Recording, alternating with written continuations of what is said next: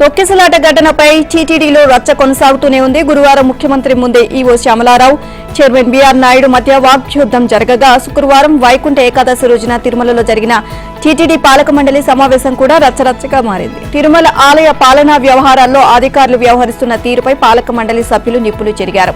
ఇక అధికారుల ఏకపక్ష తీరు వల్లే టీటీడీ చరిత్రలోని మొదటిసారిగా సామాన్య భక్తులు ప్రాణాలు కోల్పోయిన ఘటన జరిగిందని విమర్శించారు.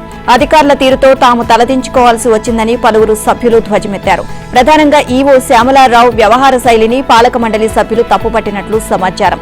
తొక్కిసలాట బాధిత కుటుంబాలకు చేయాల్సిన సహాయంపై తీర్మానాలు చేసేందుకు వీలుగా తక్షణం బోర్డు సమావేశం ఏర్పాటు చేయాలని ముఖ్యమంత్రి చంద్రబాబు ఆదేశించారు. దీంతో టీటీడీ చైర్మన్ బీఆర్ నాయుడు అధ్యక్షతన తిరుమలలో పాలక మండలి భేటీ అయింది.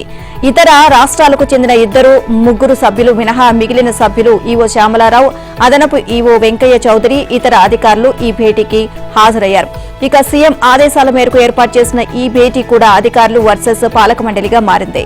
సమావేశ ప్రారంభంలోనే చైర్మన్ నాయుడు టీటీడీ అధికారుల తీరుపై తన అసంతృప్తి వ్యక్తం చేశారు. అధికారులు తాను ఇష్టాసారంగా పనిచేస్తున్నారని, పాలక మండలి చైర్మన్ కు గాని సభ్యులకు గాని ఏ సమాచారం ఇవ్వడం లేదని, కలుపుకొని పోవడం లేదు అన్నారు. తిరుపతిలో కేవలం 2-3 వేల మందిని ఒక పద్ధతి ప్రకారం నిలబెట్టి టోకెన్లు ఇవ్వలేకపోయామని, ఇక ఇప్పటికైనా అధికారులు మారాలి అని బీఆర్ నాయుడు అన్నారు. ఆ తర్వాత వరుసగా పాలక మండలి సభ్యులు భానుప్రకాష్ రెడ్డి, పనబాక లక్ష్మి, జ్యోతుల నెహ్రూ, ఎంఎస్ రాజు, ఆనంద్ సాయి, మహేందర్ రెడ్డి తదితరులు కూడా ఈవో వ్యవహార శైలిపై ధ్వజమెత్తారు. తిరుపతిలో జరిగిన తొక్కిసలాట ఘటనకు సంబంధించి టీటీడీ చైర్మన్, ఈవో, బోర్డు సభ్యులు క్షమాపణలు చెప్పాల్సిందేనని ఉప ముఖ్యమంత్రి పవన్ కళ్యాణ్ స్పష్టం చేశారు. జరిగిన తప్పిదానికి తానే క్షమాపణ కోరానని, చైర్మన్, పాలక మండలి సభ్యులతో సహా అధికారులకు నామోషి ఎందుకు అని ప్రశ్నించారు. ప్రజలంతా చూస్తున్నారని, చైర్మన్, ఈవో, బోర్డుకు వేరే దారి లేదు అని పేర్కొన్నారు. జరిగిన దానికి తమకు బాధ్యత లేదని తప్పించుకుంటే ఎలా అని ఆగ్రహాన్ని వ్యక్తం చేశారు. కాకినాడ జిల్లా పిఠాపురంలో నిర్వహించిన బహిరంగ సభలో పవన్ కళ్యాణ్ ప్రసంగించారు. తిరుపతి తొక్కిసలాట ఘటనపై మరోసారి స్పందించారు. ఆ ఘటన తనను చాలా బాధించింది అన్నారు. బాధితులు తనతో చెప్పిన మాటలు విన్నప్పుడు కన్నీళ్లు వచ్చాయని ఆవేదన వ్యక్తం చేశారు. తిరుపతి ఘటనలతో తనకు సంబంధం లేకపోయినా ప్రజలను ఓట్లు అడిగి గెలుచుకున్నందుకు బాధ్యతగా క్షమాపణ చెప్పానని తెలియజేశారు. జరిగిన తప్పును దృష్టిలో పెట్టుకుని పాలక మండలి చైర్మన్, ఈవో, ఏఈఓ సభ్యులు ప్రెస్ మీట్ పెట్టి క్షమాపణలు చెప్పాలి అన్నారు. తాను బాధ్యత మీదేసుకుని క్షమాపణ చెప్పినప్పుడు బోర్డు చైర్మన్, అధికారులకు క్షమాపణలు చెప్పడానికి నామోషి ఎందుకు అని ప్రశ్నించారు. ఖచ్చితంగా బాధ్యత తీసుకోవాల్సిందేనని స్పష్టం చేశారు.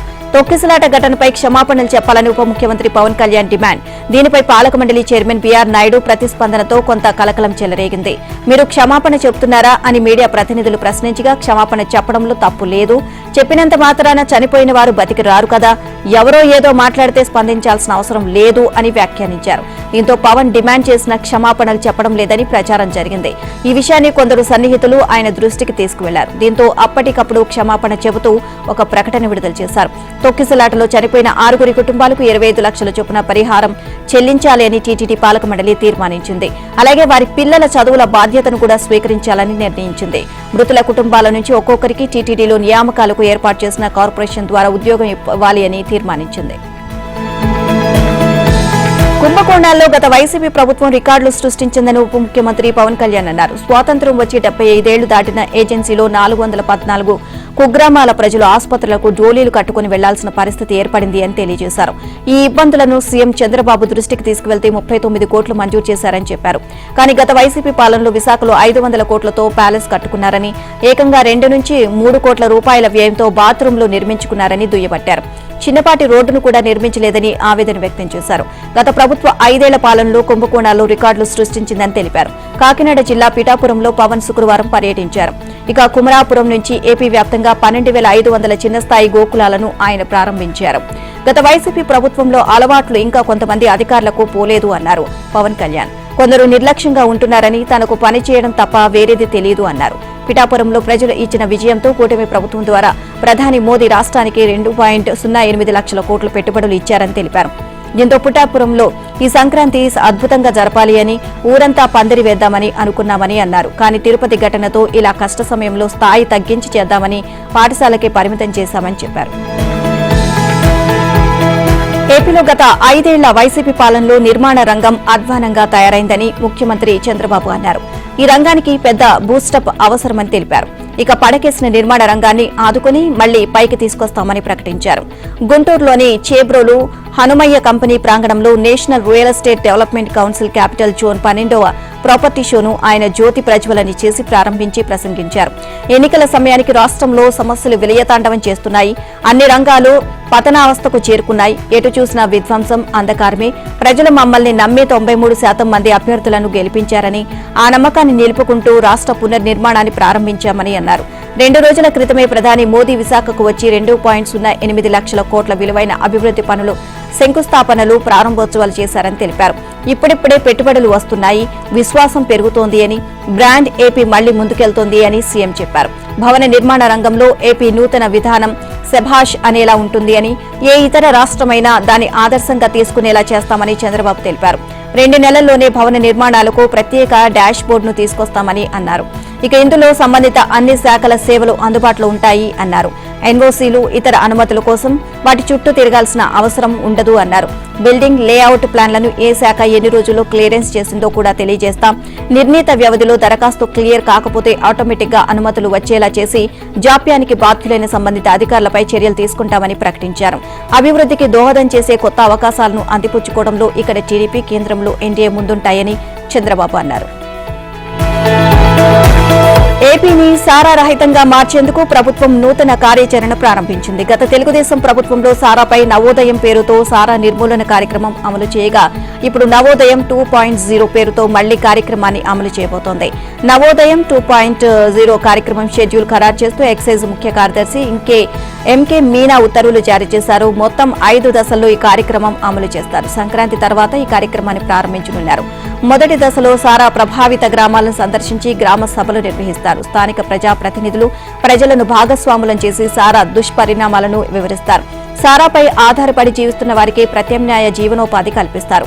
అలాగే బెల్లం ఉత్పత్తిదారులతో సమావేశాలు నిర్వహించి నాటు సారాకు బెల్లం సరఫరా చేయొద్దని కోరుతారు. కంట్రోల్ రూమ్ ఏర్పాటు చేస్తారు. ఈ దశ 2 నెలల పాటు ఉంటుంది. 2వ దశలో నాటుసారా స్థావరాలు గుర్తించిన గ్రామాలపై దాడులు నిర్వహిస్తారు.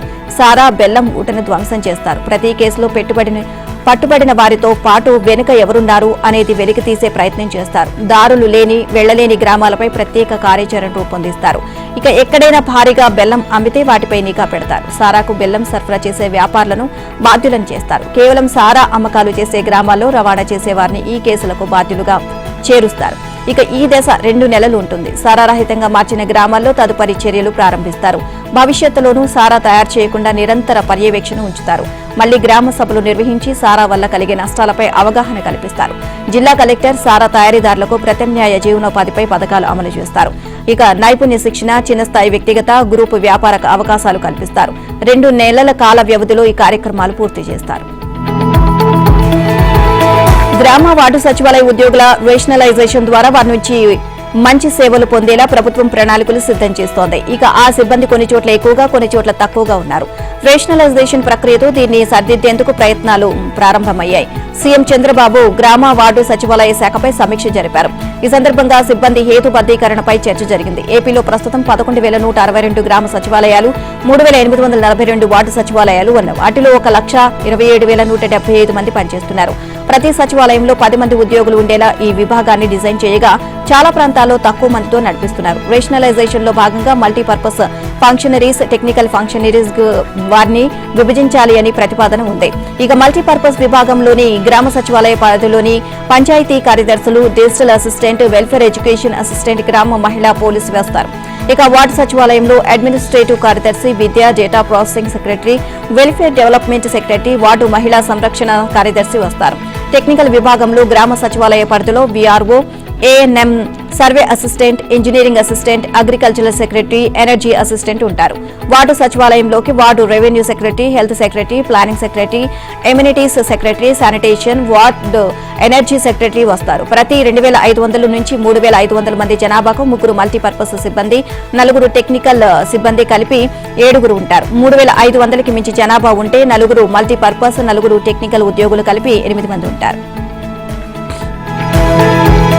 భవన నిర్మాణాలకు లేఅవుట్లకు అనుమతి కోసం ప్రస్తుతం ఉన్న విధానంతో విసిగిపోతున్న రియల్ వ్యాపారస్తులు, నిర్మాణ రంగ పెట్టుబడిదారులు ఇతర కొత్త పాలసీ కోసం ఎదురుచూస్తున్నారు. దానికి అనుగుణంగా పట్టణ స్థానిక సంస్థలకు మాత్రమే భవన నిర్మాణ లేఅవుట్లు అనుమతిలిచ్చే అధికారం కల్పించి పట్టణాభివృద్ధి అధికారులకు ప్రాజెక్టుల అభివృద్ధి బాధ్యతలు కల్పించాలని ప్రభుత్వం ఒక నిర్ణయానికి వచ్చింది. దీనికి అనుగుణంగా గతంలో ఉన్న ఏపీ భవన నిర్మాణ నిబంధనలు 2017 ఏపీ ల్యాండ్ డెవలప్మెంట్ రూల్స్ 2017ను సవరిస్తూ గెజిట్లను జారీ చేస్తున్నట్లు పేర్కొంటూ జీవోలు జారీ చేశారు. దానికి సంబంధించి యాప్ రూపొందించాలని నిర్ణయించారు. దీంతో భవన నిర్మాణాలు ఊపందుకుంటాయని, రియల్ ఎస్టేట్ రంగం పుంజుకుంటుంది అని భావిస్తున్నారు. ఇక పట్టణాభివృద్ధి అథారిటీలకు భవనాల నిర్మాణాలు లేఅవుట్లో అనుమతిలిచ్చే అధికారం తొలగించి మున్సిపాలిటీలకు అప్పగించాలని నిర్ణయించడంతో ఏపీ వ్యాప్తంగా పట్టణ ప్రజలు హర్షం వ్యక్తం చేస్తున్నారు.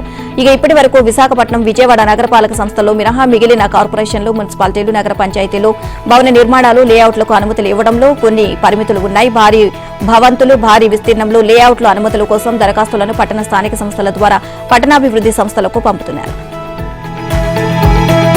వ్యవసాయ రంగానికి 9 గంటల ఉచిత విద్యుత్ను పగటిపూటే అందిస్తామని ఏపీ ప్రభుత్వం ప్రకటించింది. కేంద్ర ప్రభుత్వ పీఎం కుసుమ్ పథకం కింద రాష్ట్రంలో 1,00,000 వ్యవసాయ పంపు సెట్లకు సౌర విద్యుత్ను అందిస్తామని స్పష్టం చేసింది.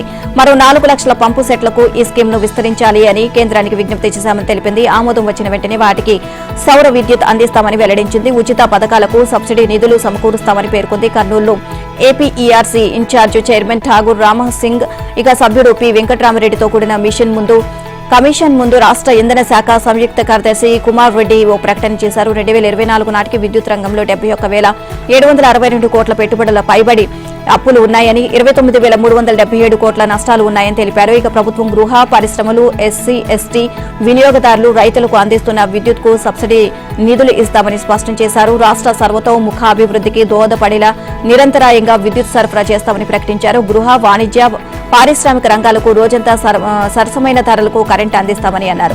ప్రభుత్వం ప్రకటించిన విధంగా ఆక్వా, ఎస్సీ, ఎస్టీ కాలనీలు, వివిధ రంగాలకు సబ్సిడీపై విద్యుత్ ఇవ్వడానికి కట్టుబడి ఉన్నట్లు తెలియజేశారు. గుంటూరు ప్రభుత్వ ఆసుపత్రి మాజీ సూపరింటెండెంట్ ప్రభావతికి హైకోర్టు షాక్ ఇచ్చింది. నర్సాపురం మాజీ ఎంపీ, శాసనసభ డిప్యూటీ స్పీకర్ రఘురామకృష్ణంరాజును హత్య చేసేందుకు పన్నిన కుట్రలో భాగస్వామి అయ్యారు అనే ఆరోపణలతో నమోదైన కేసులో ఆమెకు ముందస్తు బెయిల్ మంజూరు చేసేందుకు నిరాకరిస్తూ పిటిషన్ను కొట్టివేసింది. ఈ మేరకు న్యాయమూర్తి జస్టిస్ వీఆర్కే కృపాసాగర్ తీర్పు ఇచ్చారు. వైసీపీ ప్రభుత్వ హయాంలో రఘురామకృష్ణంరాజును సీఐడీ పోలీసులు కస్టోడియల్ టార్చర్కు గురిచేశారు. మెజిస్ట్రేట్ ఆదేశాల మేరకు అప్పటి జీజీహెచ్ సూపరింటెండెంట్ ఆధ్వర్యంలో వైద్యుల బృందం వైద్య పరీక్షలు నిర్వహించి ఆయన ఒంటిపై ఎలాంటి గాయాలు లేవని నివేదిక ఇచ్చింది. అనంతరం సుప్రీంకోర్టు ఆదేశాల మేరకు వైద్య పరీక్షలు చేసిన సికింద్రాబాద్ ఆర్మీ ఆసుపత్రి వైద్యులు రఘురామను కస్టోడియల్ హింసకు గురిచేసినట్లు నిర్ధారించారు. కూటమి ప్రభుత్వం వచ్చిన తర్వాత తనను కస్టోడియల్ హింసకు గురిచేసిన సీఐడీ పోలీసులతో పాటు తప్పుడు వైద్య నివేదిక అందజేసిన వైద్యులపై చర్యలు తీసుకోవాలని కోరుతూ రఘురామకృష్ణంరాజు గుంటూరు నగరం పాలెం పోలీసులకు ఫిర్యాదు చేశారు. ఈ కేసులో తనకు ముందస్తు బెయిల్ మంజూరు చేయాలని కోరుతూ ప్రభావతి హైకోర్టును ఆశ్రయించారు. ఈ వ్యాజ్యం ఇటీవల విచారణకు రాగా పిటిషనర్ తరపున సీనియర్ న్యాయవాది వీరారెడ్డి, ప్రాసిక్యూషన్ తరపున సీనియర్ న్యాయవాది పోసాని వెంకటేశ్వర్లు, రఘురామ తరపున న్యాయవాది వివి లక్ష్మీనారాయణ వాదనలు వినిపించారు. ఇరువైపుల వాదనలు ముగియడంతో న్యాయమూర్తి నిర్ణయాన్ని వాయిదా వేశారు. ఇక ముందస్తు బెయిల్ పిటిషన్ను కొట్టివేస్తూ నిర్ణయాన్ని వెల్లడించారు. రీజనల్ రింగ్ రోడ్డు ఉత్తర భాగంలో మరో అడుగు పడింది. రహదారి నిర్మాణం కోసం సేకరించే భూములకు చెల్లించాల్సిన పరిహారంలో తమ వాటా కింద 2,000 కోట్ల రూపాయలను జాతీయ రహదారుల ప్రతిపాదిక సంస్థ వద్ద తెలంగాణ ప్రభుత్వం డిపాజిట్ చేసింది. హడ్కో నుంచి రుణం తీసుకోవడం ద్వారా సర్కార్ ఈ నిధులను సమీకరించినట్లు తెలిసింది. ఆర్థికంగా ఇబ్బందులు ఉన్నప్పటికీ రాష్ట్ర అభివృద్ధిలో రీజనల్ రింగ్ రోడ్డు కీలక పాత్ర పోషిస్తుంది అన్న ఉద్దేశంతో ప్రభుత్వం ఉంది. ఇందులో భాగంగానే భూ పరిహారం కింద చెల్లించాల్సిన రాష్ట్ర వాటాలో సింహభాగాన్ని ఎన్హెచ్ఏఐకి చెల్లించింది. ప్రస్తుతం రాష్ట్ర వాటా కింద డిపాజిట్ చేసిన సొమ్ము ఎన్హెచ్ఏఐ దగ్గరే ఉంటుంది. భూ పరిహారం లెక్కలు తేలిన తర్వాత రాష్ట్రం తరపున ఇంకా ఏమైనా చెల్లించాల్సి వస్తే ఈ మేరకు ప్రభుత్వం సర్దుబాటు చేయనుంది. ఇక ఆర్ఆర్ఆర్ ఉత్తర భాగం నిర్మాణానికి సంబంధించి గత ఏడాది డిసెంబర్ 27న కేంద్రం టెండర్లను ఆహ్వానించగా ఈ ఏడాది ఫిబ్రవరి 14 వరకు గడువు ఉంది. ఫిబ్రవరి 17న టెండర్లను ఓపెన్ చేయనున్నారు.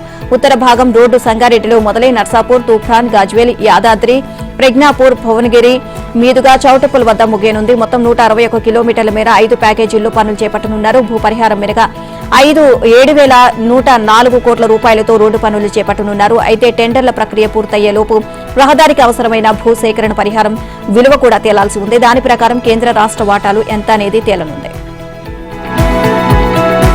రాజధాని నగరంలో వివిధ పనుల కోసం హైదరాబాద్ మహానగర అభివృద్ధి సంస్థ 20,000 కోట్ల రూపాయల రుణాలను సేకరించేందుకు సిద్దమైంది. హైదరాబాద్ నగర విస్తరణలో మౌలిక సదుపాయాల కల్పనకు అవసరమైన ప్రాజెక్టులను చేపట్టేందుకు హెచ్ఎండిఏ వద్ద తగినన్ని నిధులు లేవు. దీంతో అప్పులు చేసి మరి ఆ ప్రాజెక్టులను పట్టాలెక్కించేందుకు హెచ్ఎండిఏ కసరత్తు చేస్తుంది. దీనికోసం ఏడాదిన్నరలోపే 20,000 కోట్ల రుణాలను సేకరించేందుకు చర్యలు చేపట్టింది. ఈ మేరకు రుణాలు ప్రతిపాదనలు సిద్ధం చేసి వాటిని కార్యరూపంలో పెట్టేందుకు అవసరమైన సలహాదారు లేదా బ్యాంకు మర్చెంట్ను నియమించేందుకు టెండర్లను ఆహ్వానించింది. ప్రభుత్వం గ్యారంటీ ఉన్నా లేకున్నా రుణాలు ఇప్పించాలి అంటూ ఈ టెండర్లో హెచ్ఎండిఏ స్పష్టం చేసింది. తెలంగాణలోని ప్రభుత్వ సంస్థల్లో హెచ్ఎండిఏ ప్రత్యేకం సొంతంగా ఆదాయ వనరులు సమకూర్చుకుంటూ హైదరాబాద్ మహానగర విస్తరణలో కీలకంగా వ్యవహరిస్తోంది. గతంలో కూడా ఉన్నప్పుడు గాని అలా ఆ తర్వాత హెచ్ఎండిఏగా అవతరించిన అనంతరం గాని నగర విస్తరణలో మౌలిక సదుపాయాలను కల్పిస్తోంది. దేశంలో ఏ మెట్రోపాలిటన్ నగరానికి లేని విధంగా 15 ఏళ్ల క్రితమే హైదరాబాద్ కు ఔటర్ రింగ్ రోడ్ ను హెచ్ఎండిఏ నిర్మాణం చేసింది. ఏటా కనీసం 500 కోట్ల రూపాయలు ఆదాయం వచ్చే విధంగా ఓఆర్ఆర్ ను రూపకల్పన చేసింది.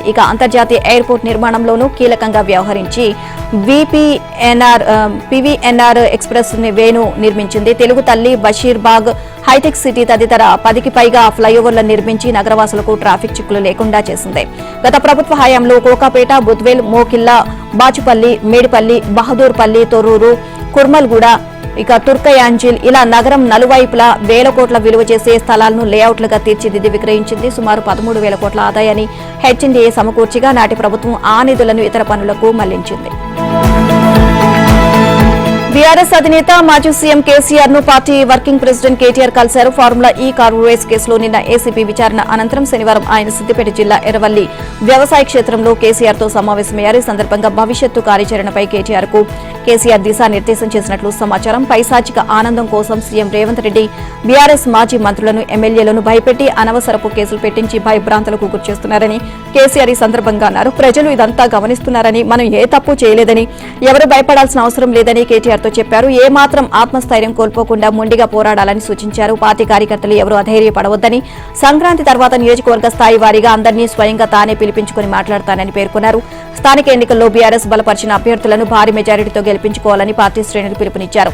కేటీఆర్ తో పాటు ఎమ్మెల్యే కౌశిక్ రెడ్డి, మాజీ ఎమ్మెల్యే బాల్క సుమన్, పార్టీ నేత కార్తిక్ రెడ్డి కేసీఆర్ ను కలిసిన వారిలో ఉన్నారు. తెలంగాణలో ఒక సీఎంను ఎన్నుకుంటే మరో 6 డజన్ మంది సీఎంలు ఫ్రీగా వచ్చారని, ఇది తెలంగాణ ప్రజల అదృష్టము అని కేటీఆర్ పేర్కొన్నారు. 1+6 ఆఫర్ లాంటి సీఎం వ్యవస్థను భారతదేశ చరిత్రలో ఎప్పుడు చూడలేదేమోనని ఎక్స్ వేదికగా ఆయన ఎద్దేవా చేశారు. ఏసీబీ కార్యాలయం నుంచి అనుమతి లేకుండా ర్యాలీ నిర్వహించినందుకు గాను కేటీఆర్ తో పాటు మరో 5గురిపై పోలీసులు కేసు నమోదు చేశారు. ఫార్ములా ఈ కారు రేస్ కేసుకు సంబంధించి హెచ్ఎండిఏ మాజీ chief engineer BLN Reddy ACB విచారణకు హాజరయ్యారు. సుమారు 6.5 గంటల పాటు సాగిన విచారణలో ఏసీబీ అధికారులు ఆయన వివిధ అంశాలపై ప్రశ్నించారు. హెచ్ఎండిఏ నుంచి విదేశీ కంపెనీ అయిన ఎఫ్ఈఓకు 2 ఇన్వాయిస్లకు గాను 45 కోట్ల రూపాయలు ఎందుకు చెల్లించారు? ఆ సమయంలో పన్ను మినహాయింపు ఇవ్వడం వల్ల 8 కోట్లకు పైగా అదనపు భారం పడినప్పటికీ ప్రొసీడింగ్ ఆర్డర్ ఎందుకు ఇచ్చారు? ఎఫ్ఈఓకు బ్రిటన్ పౌండ్ల రూపంలో డబ్బు చెల్లించడానికి మీకు అధికారం ఉందా? Federation of motor sports club కు ₹1,51,014 రూపాయలు ఎందుకు చెల్లించారు? మీ వల్ల హెచ్ఎండిఏ జనరల్ ఖాతాలో 54,88,87,043 రూపాయలు దుర్వినియోగం అయ్యాయి కదా. హెచ్ఎండిఏ నిధుల నుంచి 10 కోట్ల కన్నా ఎక్కువ చెల్లించాల్సి వస్తే ఆర్థిక శాఖ అనుమతి తీసుకోవాలి కదా. నిబంధనలు ఎందుకు ఉల్లంఘించారు? సీనియర్ అధికారి అయిన మీకు నిబంధనలు తెలియవా అంటూ ఏసీబీ అధికారులు బిఎల్ఎన్ రెడ్డిని ప్రశ్నించినట్లు తెలిసింది. తాను ప్రొసీడింగ్ ఆర్డర్ ఇవ్వాలంటే తన ఉన్నతాధికారి హెచ్ఎండిఏ చైర్మన్ అనుమతి కావాలని, చైర్మన్ అనుమతి ఇచ్చినందుకే ప్రొసీడింగ్ ఆర్డర్ ఇచ్చానని బిఎల్ఎన్ రెడ్డి బదులు చెప్పినట్లు సమాచారం. నాటి పురపాలక శాఖ మంత్రి కేటీఆర్, పురపాలక శాఖ ప్రత్యేక కార్యదర్శి అరవింద్ కుమార్ ఆదేశాల ప్రకారమే తాను వ్యవహరించానని, తన తప్పేమీ లేదని, లిఖితపూర్వక ఆదేశాలు ఉన్నాయని చెప్పినట్లు తెలిసింది. ఆదేశాలను అమలు చేసే అధికారులే తప్ప తనకు నిర్ణయాధికారం లేదని వివరించినట్లు సమాచారం. నిబంధనల ఉల్లంఘనలపై మీరు అభ్యంతరం వ్యక్తం చేయలేదా అని ప్రశ్నించగా న్యాయపరమైన సమస్యలు వస్తాయని చెప్పానని బిఎల్ఎన్ రెడ్డి బదులిచ్చారని తెలిసింది. కాంగ్రెస్, బీఆర్ఎస్ పార్టీలు కుమ్మక్కు రాజకీయాలు చేస్తున్నాయని కేంద్ర హోంశాఖ సహాయ మంత్రి బండి సంజయ్ ధ్వజమెత్తారు. బీఆర్ఎస్ వర్కింగ్ ప్రెసిడెంట్ కేటీఆర్ విషయంలో కాంగ్రెస్ చేస్తున్నది హంగామా వ్యవహారమని అన్నారు. కరీంనగర్ రైల్వే స్టేషన్ పనులను బండి సంజయ్ పరిశీలించారు. కేబినెట్ ఆమోదం లేకుండా కోట్ల రూపాయలు విడుదల చేసినప్పటికీ కేటీఆర్ పై కాంగ్రెస్ ప్రభుత్వం చర్యలు ఎందుకు చేపట్టడం లేదు అని నిలదీశారు. 700 కోట్ల లాభం వచ్చినట్లు డ్రామాలు ఆడుతున్నారని, ఆ లాభం ఎలా వచ్చిందో, ఆ డబ్బులు ఎక్కడ ఉన్నాయో ప్రజలకు వివరించాలని ఆయన డిమాండ్ చేశారు. సీఎం రేవంత్ రెడ్డిని కేటీఆర్ అడ్డగోలుగా తిడుతున్నా పట్టించుకోవడం వెనుక అభ్యంతరం ఏంటని ఆయన ప్రశ్నించారు. కేసీఆర్ ఢిల్లీ కాంగ్రెస్ పెద్దలకు కుప్పం కప్పం కడుతున్నందువల్లనే రేవంత్ రెడ్డి అలాగే కేటీఆర్ ఏం చేయలేకపోతున్నారని ఆరోపించారు. కాంగ్రెస్ బీఆర్ఎస్ డ్రామాలు, కేసీఆర్ కుటుంబ అవినీతిపై రాజీలేని పోరు కొనసాగిస్తున్నామని అన్నారు. ఫార్ములా ఈవెస్ తో హైదరాబాద్ బ్రాండ్ ఇమేజ్ పెరిగింది అనడంలో ఏమాత్రం అనుమానం లేదని ఖైరతాబాద్ ఎమ్మెల్యే దానం నాగేందర్ సంచలన వ్యాఖ్యలు చేశారు. ఈ రేస్ నిర్వహణతో అంతర్జాతీయ దృష్టిని ఆకర్షించగలిగాము అన్నారు. ఇందులో అవినీతి ఉందా లేదా అనేది ఇప్పుడే చెప్పలేమని, అవినీతి లేదని కేటీఆర్ చెబుతున్నారు కదా అని చెప్పారు. ఇక బీఆర్ఎస్ తరపున గెలిచి అనంతరం కాంగ్రెస్ లో చేరిన ఆయన ఓ ఇంటర్వ్యూలో మాట్లాడడం కలకలం సృష్టిస్తోంది. హైడ్రా విషయంలో గతంలో తాను అన్న మాటలకు కట్టుబడి ఉంటానని కూడా దానం స్పష్టం చేశారు. ఓటు బ్యాంకు అయిన ప్రజలను కాపాడుకోవాలని, హైదరాబాద్ లో కాంగ్రెస్ పార్టీ ఒక్క సీటు కూడా గెలవని సంగతిని గుర్తు చేశారు. మన మీద నమ్మకం లేదు, ఇప్పుడైనా నమ్మకాన్ని పెంపొందించేందుకు ప్రయత్నించాలి, అది చేయలేకపోతున్నాం, ఇది ప్రభుత్వానికి ప్రమాదం కాదా అని వ్యాఖ్యానించారు. హైదరాబాద్ లోని ఒక డీసీపీ స్థాయి అధికారిని ఉద్దేశించి మాట్లాడుతూ ఆయన ఒళ్లు దగ్గర పెట్టుకుని పనిచేస్తే సంతోషం అని, ఎవరి మీదైనా కేసులు పెడతానంటూ వెళ్లడం వల్ల ప్రభుత్వం, ముఖ్యమంత్రికి చెడ్డ పేరు వస్తుందని దానం నాగేందర్ అన్నారు. రాజధాని హైదరాబాద్ లో హైడ్రా మరోసారి యంత్రాలకు పనిచెప్పింది. చెరువుల ఆక్రమణదారులపై ఉక్కుపాదం మోపింది. మణికొండ మున్సిపాలిటీ పరిధి నెంగ్నాంపూర్ వద్ద చెరువుల నిర్మాణంలో ఉన్న విల్లాలను నేలమట్టం చేసింది. అనుమతులు రద్దు చేసిన చెరువు ఎఫ్టీఎల్ బఫర్ జోన్ల పరిధిలో పనులు కొనసాగిస్తుండటంతో చర్యలు తీసుకుంది. అక్రమ నిర్మాణాలపై ఫిర్యాదులు రావడంతో హైడ్రా కమిషనర్ రంగనాథ్ నెంగ్నాంపూర్ పెద్ద చెరువు ప్రాంతంలో పరిశీలించారు. అనంతరం చర్యలకు ఆదేశించారు. మర్నాడే చెరువు వద్దకు చేరుకున్న అధికారులు కూల్చివేతలు ప్రారంభించారు. 13 విల్లాలకు గాను 11 పడగొట్టారు. రెండింటికి సంబంధించి కేసు ఉండడంతో కోర్టు దృష్టికి తీసుకువెళ్లి చర్యలు తీసుకుంటామని రంగనాథ్ తెలియజేశారు. పెద్ద చెరువు ఎఫ్టీఎల్ లో 400 చదరపు గజాల విస్తీర్ణంలో ఒక్కో విల్లాను నిర్మిస్తున్నారు. గతంలోనే కొన్నిటిని సాగునీటి పౌరపాలక అధికారులు కూల్చివేశారు. తదుపరి నిర్మాణం చేపట్టవద్దు అని నోటీసులు ఇచ్చారు. కొన్నాళ్లు ఆపేసిన మళ్లీ ప్రారంభించారు. స్థానిక అధికారులు పట్టించుకోకపోవడంతో ప్రజలు హైడ్రా దృష్టికి తీసుకువెళ్లారు. రంగంలోకి దిగిన అధికారులు పూర్తిగా పరిశీలించి ఎఫ్టీఎల్ బఫర్ జోన్లో నిర్మిస్తున్నట్లుగా నిర్ధారించుకుని విల్లాలను నేలమట్టం చేశారు. ఫోన్ ట్యాపింగ్ కేసులో నిందితుడిగా ఉన్న మాజీ మంత్రి హరీష్ రావుకు హైకోర్టులో మరోమారు ఊరట లభించింది. ఫోన్ ట్యాపింగ్ కేసులో ఆయన్ను అరెస్ట్ చేయరాదు అంటూ గతంలో ఇచ్చిన ఉత్తర్వులను హైకోర్టు ఈ నెల 28 వరకు పొడిగించింది. ఫోన్ ట్యాపింగ్ కు సంబంధించి హరీష్ రావు దాఖలు చేసిన quash petition justice K Lakshman ధర్మాసనం ఎదుట విచారణకు వచ్చింది. హరీష్ రావు తరపున సీనియర్ న్యాయవాది జె రామచంద్రరావు వాదిస్తూ పంజాగుట్ట పోలీసులు దాఖలు చేసిన కౌంటర్ కు బదులు దాఖలు చేస్తామని 4 వారాల పాటు మధ్యంతర ఉత్తర్వులను పొడిగించాలి అని కోరారు. ఇక వాదనలు విన్న ధర్మాసనం విచారణను 28కి వాయిదా వేసింది. సంబరాల సంక్రాంతి కోసం పట్నం జనాలు కదిలారు పల్లెల వైపు. ఇక పుట్టి పెరిగిన ఊళ్ళో తల్లిదండ్రులు, బంధువుల మధ్య జరుపుకుంటేనే అసలైన పండుగ, సిసలైన పండుగ అంటూ పిల్లా జల్లాతో కలిసి ఉత్సాహంగా బయలుదేరారు. ఇక ఫలితంగా దారులన్నీ హైదరాబాద్ శివార్ల వైపు సాగుతున్నాయి. ప్రైవేటు వాహనాల వరుసతో ఆ రోడ్లన్నీ రద్దీగా మారాయి. బస్ స్టేషన్లు, రైల్వే స్టేషన్లు జనమే జనం. ఇక బస్సులు, రైళ్లు ప్రయాణికులతో కిక్కిరిసిపోయాయి. శుక్రవారం మొదలైన ఈ సందడి శనివారం నుంచి విద్యాసంస్థలకు సెలవులు కావడంతో రద్దీ మరింతగా పెరగనుంది. సంక్రాంతి పండుగ నేపథ్యంలో ప్రయాణికుల సౌకర్యార్థం టీఎస్ఆర్టీసీ ప్రత్యేకంగా 6,432 బస్సులను నడపనుంది అని రవాణా శాఖ మంత్రి పొన్నం ప్రభాకర్ పేర్కొన్నారు. ఇక ఎంజీబీఎస్, ఉప్పల్, ఎల్బీనగర్, అరంఘర్ బస్టాండ్లో ప్రత్యేక ఏర్పాట్లు చేశారు. వెబ్ సిరీస్ లో అవకాశం కల్పిస్తాను అంటూ బాలికను మభ్యపెట్టి అత్యాచారానికి పాల్పడిన యూట్యూబర్ ఫన్ బకెట్ భార్గవ్ కు 20 ఏళ్లు జైలు శిక్ష, 4 లక్షల జరిమానా విధిస్తూ పోక్సో కోర్టు తీర్పు చెప్పింది. ఇక విజయనగరం జిల్లా కొత్తవలసకు చెందిన భార్గవ్ టిక్ టాక్ వీడియోలతో గుర్తింపు పొందాడు. ఈ క్రమంలో విశాఖ జిల్లా పెందుర్తి మండలానికి చెందిన 14 ఏళ్ల బాలిక అతనికి పరిచయమైంది. వెబ్ సిరీస్ లో అవకాశాలు కల్పిస్తానంటూ ఆమెకు ఆశ చూపించి శారీరకంగా లోపర్చుకున్నాడు. బాలికలో వచ్చిన శారీరక మార్పులను తల్లి గుర్తించి వైద్యులకు చూపించగా 4 నెలల గర్భవతి అని తేలింది. దీంతో బాలిక తల్లి 2021 ఏప్రిల్ 16న పెందుర్తి పోలీస్ స్టేషన్ లో ఫిర్యాదు చేశారు. పోలీసులు కేసు నమోదు చేసి దిశ పోలీస్ స్టేషన్ కు బదిలీ చేశారు. విశాఖ దిశ స్టేషన్ ఏసీపీ కాజల్ ఆధ్వర్యంలో కేసు దర్యాప్తు జరిగింది. ప్రధాని మోదీ తొలిసారి ఓ పాడ్కాస్ట్ ఇంటర్వ్యూలో పాల్గొన్నారు. ఇదే ఒక విశేషమైతే 2 గంటల పాటు సాగిన ఈ ఇంటర్వ్యూలో ఆయన తన శైలికి విరుద్ధంగా మాట్లాడి అందరినీ ఆశ్చర్యపరిచారు. ఇక తాను మనిషినేనని, పొరపాట్లు జరుగుతాయని చెప్పారు. గుజరాత్ సీఎంగా ఉన్న సమయంలో కష్టపడి పనిచేయడానికి ఉన్న ఏ అవకాశాన్ని వదలబోను అని చెప్పారని అన్నారు. ఇక తన కోసం ఏమీ చేసుకోలేదు అని, తాను దురుద్దేశంతో ఎన్నడూ తప్పులు చేయలేదు అన్నారు మోదీ. ఇదే తన జీవన మంత్రము అని చెప్పారు.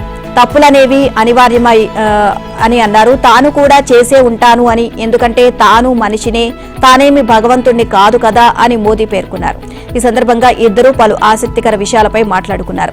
ఇంటర్వ్యూ ట్రైలర్ ను మోదీ తన ఎక్స్ ఖాతాలో పెట్టారు. తొలుత వీడియో ట్రైలర్ ను పోస్ట్ చేసిన శుక్రవారం పూర్తి వీడియోను విడుదల చేశారు. దాదాపు 2 గంటల పాడ్కాస్ట్ ఇంటర్వ్యూలు, రాజకీయాలు, చిన్నతనంలో జరిగిన ఘటనలు, సన్నిహితులు, ప్రధానిగా బాధ్యతలు, నాయకత్వ సవాళ్లు వంటి పలు అంశాలపై ఇద్దరు చర్చించుకున్నారు. వివాదాస్పదంగా మారిన ఉత్తరప్రదేశ్లోని చంబల్లో ఉన్న షాహీ జమా మసీదుపై సుప్రీంకోర్టు కీలక ఉత్తర్వులు ఇచ్చింది. అక్కడ యథాతథ పరిస్థితిని కొనసాగించాలని రాష్ట్ర ప్రభుత్వ అధికారులను ఆదేశించింది. ఇక అక్కడ ఉన్న ప్రైవేటు బావి జోలికి పోకూడదు అని, సర్వేలు జరపకూడదు అని పురావస్తు సర్వే విభాగానికి సూచించింది. అక్కడి శాంతి భద్రతల పరిస్థితిని నిశ్చితంగా గమనిస్తున్నట్లు పేర్కొంది. చంబల్లో జిల్లా అధికారులు జరుపుతున్న తవ్వకాలను సవాల్ చేస్తూ షాహీ జమా మసీదు కమిటీ దాఖలు చేసిన పిటిషన్పై విచారణ జరిపిన CJI justice Sanjiv Khanna, justice Sanjay కుమార్ల ధర్మాసనం ఈ మేరకు ఉత్తర్వులు ఇచ్చింది. అక్కడి పరిస్థితులపై 2 వారాల్లో నివేదిక సమర్పించాలని అధికారులను ఆదేశించింది. హ్యాష్ మనీ కేసులో అమెరికా మాజీ భావి అధ్యక్షుడు డొనాల్డ్ ట్రంప్ దోషి అని మన్హాటన్ కోర్టు తీర్పు చెప్పింది. అయితే ఆయన 10 రోజుల్లో అధ్యక్షునిగా ప్రమాణం చేయనున్న దృష్ట్యా ఎలాంటి శిక్ష, జరిమానా విధించలేదు. కానీ శిక్ష పడ్డ అధ్యక్షునిగా చరిత్రలో నిలిచిపోతారు. 2 దశాబ్దాల క్రితం ఆయనకు ఓ నీలి చిత్రాల నటీమణితో సంబంధాలు ఉండేవి. 2016 అధ్యక్ష ఎన్నికల సమయంలో ఆ విషయాన్ని బయట పెట్టకుండా ఉండేందుకు హ్యాష్ మనీ రూపంలో ఆమెకు $1.3 లక్షల ఇచ్చినట్లు కేసు నమోదైంది. ఇక మామూలుగా అయితే 4 ఏళ్ల జైలు శిక్ష విధించాల్సి ఉంది. కానీ వివిధ రాజ్యాంగపర అంశాలను పరిగణలోకి తీసుకుని శిక్ష విధించలేదు అని జడ్జి జాన్ ఎం మర్చన్ తెలియజేశారు. విజయాల జోరును భారత మహిళలు కొనసాగిస్తున్నారు. ఐర్లాండ్తో జరిగిన తొలి వన్డేలో 6 వికెట్లతో ఘన విజయం సాధించారు. 3 మ్యాచ్ల సిరీస్లో 1-0 ఆధిక్యం అందుకున్నారు. అంతగా అనుభవం లేని ప్రతికా రావల్ 89 పరుగులు, తేజల్ హజబ్నీస్ 53 అర్ధ సెంచరీలతో సత్తా చాటగా కెప్టెన్ మంధాన 41 పరుగుల మెరుపు ఇన్నింగ్స్ తో ఆకట్టుకుంది. దాంతో 239 పరుగుల లక్ష్య ఛేదనను భారత్ 34.3 ఓవర్లు 241 పరుగులకు 4 వికెట్లు స్కోర్ ముగించింది. ఇక అంతకు ముందు ఐర్లాండ్ 50 ఓవర్లో 238 పరుగులు స్కోర్ చేసింది. కెప్టెన్ గాబీ లూయిస్ 92, లీ పాల్ 59 హాఫ్ సెంచరీలు సాధించారు. ప్రియా మిశ్రా 2 వికెట్లు పడగొట్టింది. ప్రతిక ప్లేయర్ ఆఫ్ ది మ్యాచ్ గా నిలిచింది. ఇక మోస్తరు ఛేదనలో మంధాన ప్రతిక దూకుడైన ఆరంభం ఇచ్చారు. ఓవర్కు 7 పరుగుల చొప్పున మొదటి వికెట్కు 70 పరుగులు జోడించారు. వెస్టిండీస్తో గత T20 వన్డే సిరీస్లో అద్భుత బ్యాటింగ్తో అదరగొట్టిన మంధాన అంతగా అనుభవం లేని ఐర్లాండ్ బౌలర్లను ఆడేసుకుంది. ముఖ్యంగా పేసర్ డెంప్సీ వేసిన 8వ ఓవర్లో 4-6-4తో స్మృతి కథం తొక్కింది. ఇక అయితే అర్ధ శతకానికి చేరువైన మంధానాను సార్జెంట్ క్యాచ్అవుట్ చేసింది. హర్లిన్ డియోల్ 20, జెమిమా రోడ్రిక్స్ 9 త్వరగా నిష్క్రమించడంతో 46 పరుగుల తేడాతో భారత్ 3 వికెట్లు చేజార్చుకుంది. కానీ చెరో 4 అంతర్జాతీయ మ్యాచ్ల అనుభవమే కలిగిన ప్రతికా రావల్, తేజల్ ఎంతో పరిణితితో ఆడి భారత ఇన్నింగ్స్ ను నడిపించారు. ఇక ఈ క్రమంలో 4వ వికెట్కు 84 బంతుల్లో 116 పరుగులు జోడించి జట్టును విజయ పథాన నిలిపారు. భారత క్రికెట్లో ఆల్రౌండర్ రవీంద్ర జడేజాది ప్రత్యేక స్థానం. బౌలింగ్, బ్యాటింగే కాకుండా అద్భుతమైన ఫీల్డర్ గా పేరు తెచ్చుకున్నారు. అయితే ప్రస్తుత పరిస్థితుల్లో తాను కేవలం సుదీర్ఘ ఫార్మాట్ కే పరిమితమయ్యేలా కనిపిస్తున్నాడు. ఎందుకంటే ఇప్పటికే జట్టు T20లకు వీడ్కోలు పలకగా తాజాగా వన్డేల్లోనూ అతడిని కొనసాగించడంపై సందేహాలు నెలకొన్నాయి. ఈ నెలలో ఇంగ్లాండ్తో జరిగే పరిమిత ఓవర్ల సిరీస్లతో పాటు ఫిబ్రవరి 19 నుంచి జరిగే ఛాంపియన్స్ ట్రోఫీకి భారత జట్టును ప్రకటించాల్సి ఉంది. ఇక అంతేకాకుండా 2027 వరల్డ్ కప్ ను కూడా దృష్టిలో ఉంచుకుని యువ ఆటగాళ్లకు స్థానం కల్పించాలి. ఈ నేపథ్యంలో జట్టుకు చోటు దక్కడం కష్టమేనన్న వార్తలు వినిపిస్తున్నాయి. దీనికి తోడు 2023 వన్డే వరల్డ్ కప్ తర్వాత 50 ఓవర్ల ఫార్మాట్ లో అతను జట్టుకు ఆడింది లేదు. ఇక అలాగే ఆల్రౌండర్ విభాగంలో జట్టుకు అక్షర్, సుందర్, దూబే, రియాన్ పరాగ్ గట్టి పోటీ ఇస్తున్నారు. ఇక హార్దిక్ ఎలాగూ బెర్త్ ఖాయమే. దీనికి తోడు ఇటీవల ఆస్ట్రేలియా పర్యటనలోనూ జడేజా ఆకట్టుకోలేకపోయాడు. అతను ఆడిన 3 టెస్టుల్లో తీసింది 4 వికెట్లే. బ్యాటింగ్ లో మాత్రం ఓ అర్ధ సెంచరీ చేశాడు. అందుకే భవిష్యత్తు టోర్నీలో జట్టు లేకుండానే ముందుకు వెళ్లాలని సెలెక్టర్లు భావిస్తున్నట్లు బోర్డు వర్గాల సమాచారం. అయితే ఇంగ్లాండ్తో ఆడబోయే టెస్టుల సిరీస్ లో మాత్రం జడేజా స్థానానికి ఢోకా ఉండకపోవచ్చు.